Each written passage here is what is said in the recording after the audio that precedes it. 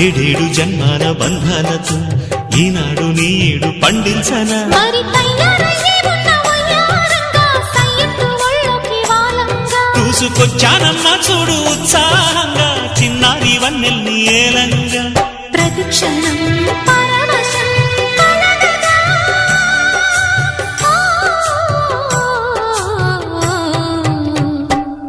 మనసా పలకవే మధుమాసపు కోయిలవై చెలిమే తెలుపవే చిగురాశల గీతికవై